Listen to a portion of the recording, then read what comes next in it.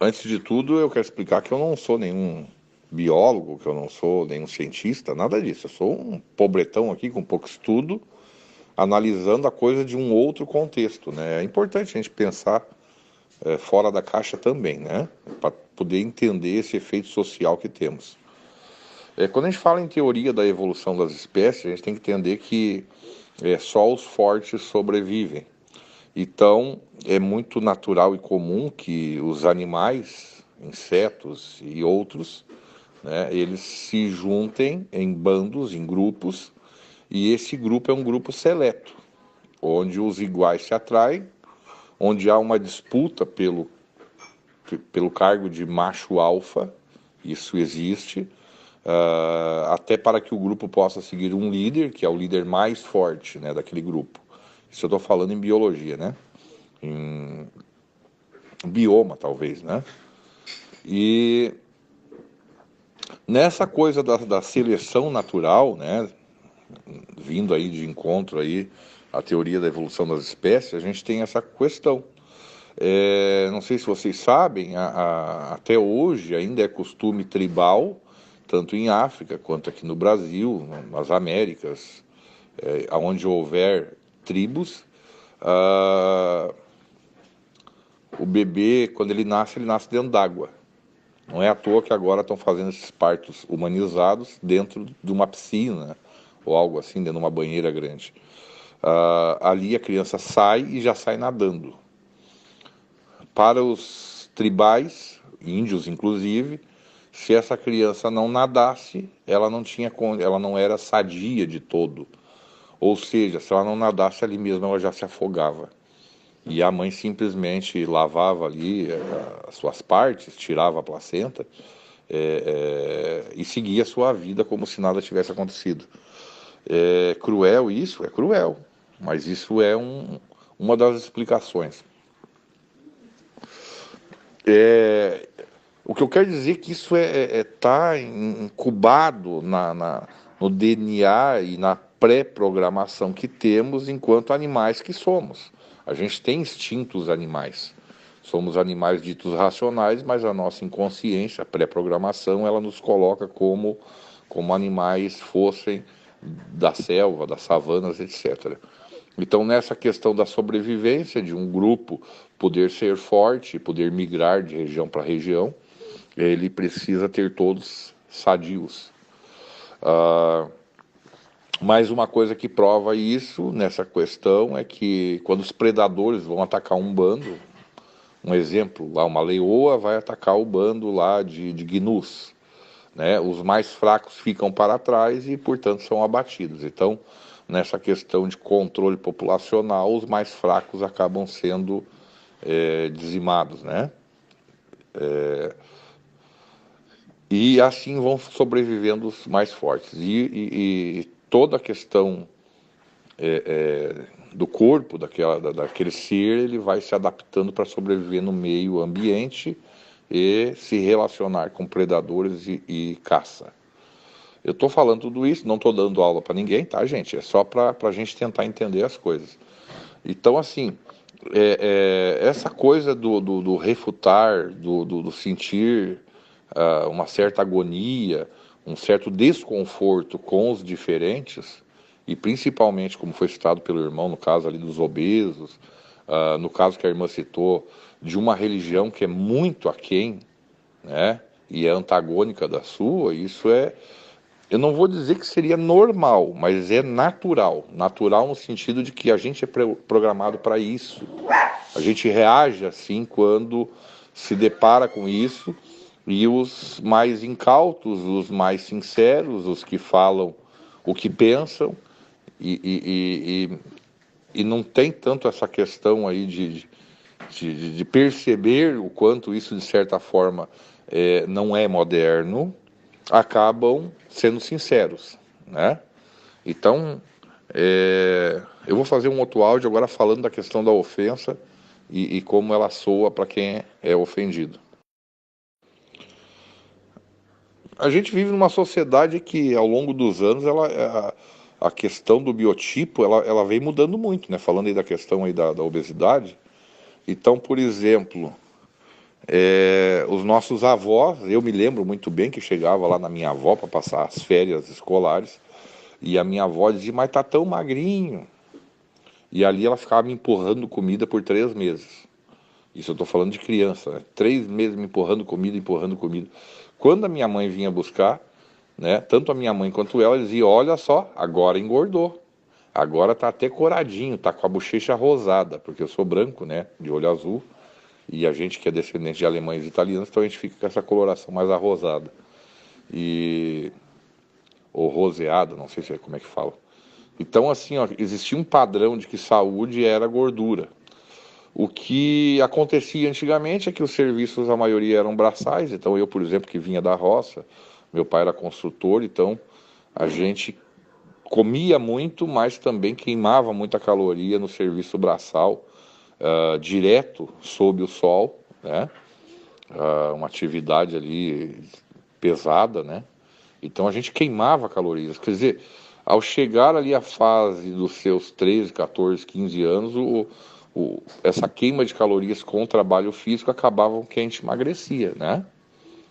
Hoje em dia, com as leis que temos aí, de proteção ao menor, e outras atividades mais para o ramo intelectual, digamos assim, né? Que não se faz força, não se queima caloria, é claro que a tendência das pessoas é engordar. E nem todos têm propensão para estar fazendo academia, né? Fazendo esteira, tudo isso. Mais uma outra questão é a questão aí de problemas, né? Hormonais, problemas na tireoide, que fazem com que a pessoa engorde muito rapidamente. E as mulheres, principalmente após a gestação, né? Engorda muito rápido e tem dificuldade de emagrecer. Algumas ficam gordas, né? A partir dali, e isso tem um porquê. A mulher precisa do seu corpo mais resistente para poder suportar o peso da criança em seus braços.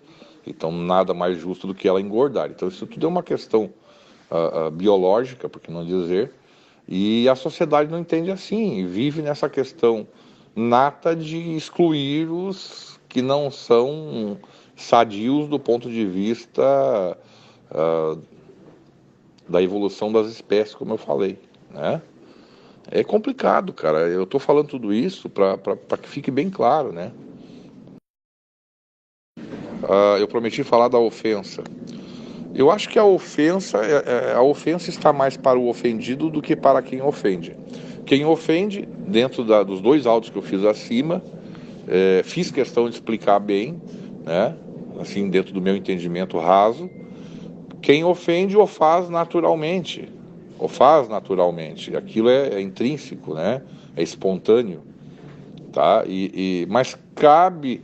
Eu acho que a ofensa ela acaba sendo agravada pelo ofendido. Então, por exemplo, se alguém chega para mim e diz, olha, tu é um filho da puta, eu tenho que imaginar, né, se a minha mãe é puta ou não é.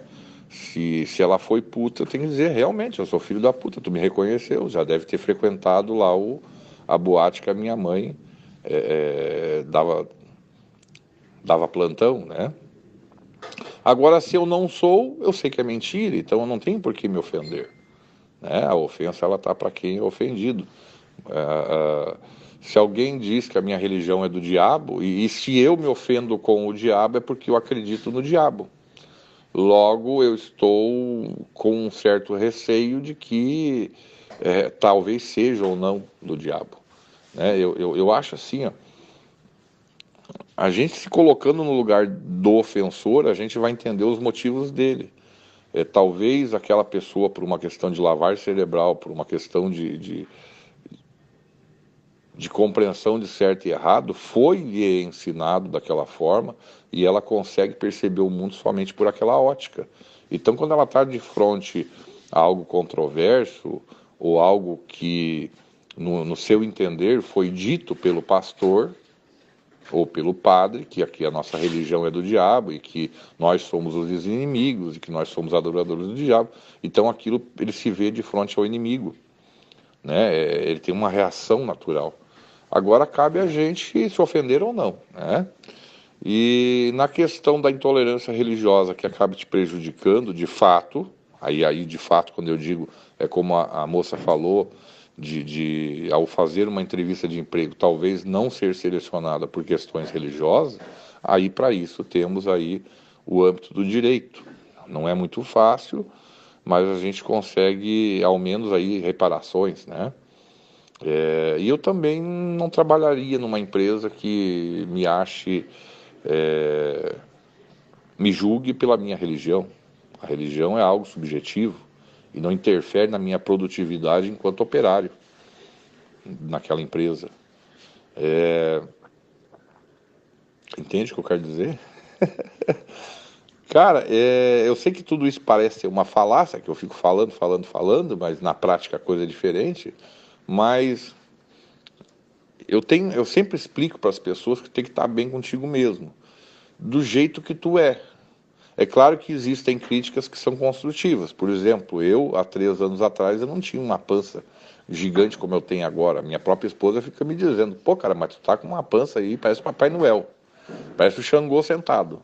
Xangô se referindo à imagem, né? São Jerônimo.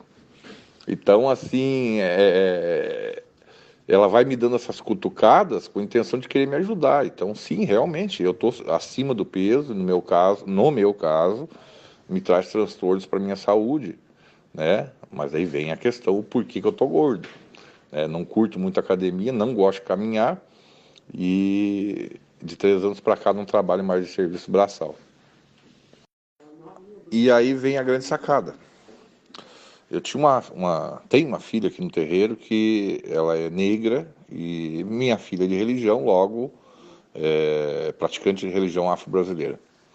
E ela trabalhava numa clínica, clínica médica, né?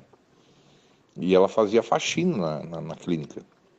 E ela negra, faxineira, todos lá brancos, as atendentes, as enfermeiras, os médicos daquela clínica pequena que era. E um certo dia lá ela limpou mal alguma coisa, ou algo do gênero. E uma das atendentes disse para ela, sua nega preta, porque tu é relaxada, porque tem que voltar para senzala, porque além de negra é macumbeira, é do diabo. E o teu negócio é ficar em casa mesmo, porque tu não serve para trabalhar e coisa e tal. Naquela época não tinha leis de proteção aí a nada. Não tinha Maria da Penha, não tinha leis aí que protegem contra racismo, contra intolerância religiosa, nada disso, não tinha, tá? E ali ela teve duas opções. Então ela veio procurar o Exu aqui da casa e o Exu explicou isso para ela. Minha filha, existem críticas construtivas, inteligentes, e existem críticas que te degradam e moralmente tu pode ter duas reações. Uma delas é tu realmente dar razão a quem te ofendeu, né? Ir para casa e nunca mais trabalhar em lugar nenhum. E assim tu vai estar concordando com ela e ela terá razão no que disse, né? E a segunda reação tua pode ser de usar essa ofensa, né? Onde a pessoa aponta para ti e te chama de incapaz, para tu superar isso e provar, não para ela, mas provar para ti mesma que tu não é nada daquilo que ela falou. Então, assim, foi num momento muito crucial da vida dela, um momento que ela se abalou muito com aquelas ofensas. Ela amaldiçoou ali naquele momento a cor da pele dela, né? Ela disse, poxa, por que eu tive que nascer negra, né? Então, poderia ter nascido branca e não ter tido problema nenhum. Não estaria passando por esse problema agora. E então, assim, o Exu foi muito sábio explicar isso aí para ela, sabe? E disse, não, tu é capaz, tu entende? Tu é capaz. E isso te serviu para te tirar de lá, para tu não ser faxineira a vida inteira. Porque se as pessoas só te elogiassem lá, né, muito que bem, legal, coisa e tal, tu ia ir se acostumando com isso aí, tu ia passar a vida inteira de faxineira lá, ganhando o mesmo salário. E de ter feito, assim, o Exu abriu o caminho para ela, fez ali o que tinha que fazer, ela foi passando de empresa em empresa, hoje ela está muito bem numa grande empresa multinacional.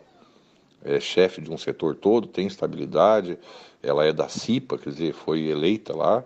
É uma pessoa que todo mundo ama ela de paixão dentro da empresa que ela está, né? Ganha 4 vezes mais do que ela ganhava como faxineira lá. E mesmo anos se passando, de vez em quando o Chuveludo diz para ela: e daí, minha filha? Quer voltar lá a ser faxineira lá naquela empresa? Ela diz: mas nem morta. Não é por ser faxineira, mas eu não sabia da minha capacidade. Teve que vir alguém me degradar para mim superar a mim mesma, né? Para mim poder superar a mim mesma. Então, assim, eu sei que o áudio é longo, mas para que sirva para alguém, é o caso do irmão lá. O irmão, quando ele disse assim: olha, me chamavam de gordo, de tudo quanto é coisa, me excluíam. E ali eu disse: eu vou provar para eles que eu não sou isso aí. E ele conseguiu emagrecer. Quando te diz o teu pai, principalmente o pai, preparando um filho para o futuro, para ser um sucessor dele, ele diz: tu é um incapaz, tu é um bosta, tu não faz nada direito, porque tu é um inútil. Na verdade, o que o pai está tentando fazer é colocar esse sentimento de ira em que o ser humano vai se superar além do que está fazendo para provar, em primeiro lugar, para aquele ofensor e, em segundo lugar, provar para si mesmo, né? Então, assim, as críticas, sejam elas construtivas, sejam elas ofensivas, elas de alguma maneira elas vão te servir. Então, assim, agradeça a seus deuses, seja ele qual for, quando alguém te criticar. Isso é um ótimo sinal. Sinal que está na hora de tu mudar de fase na tua vida e foi preciso que alguém te alertasse. Então essas pessoas, no nosso entender, nada mais são do que ferramentas utilizadas por um Deus maior ou por uma entidade maior no entendimento de cada religião de cada um.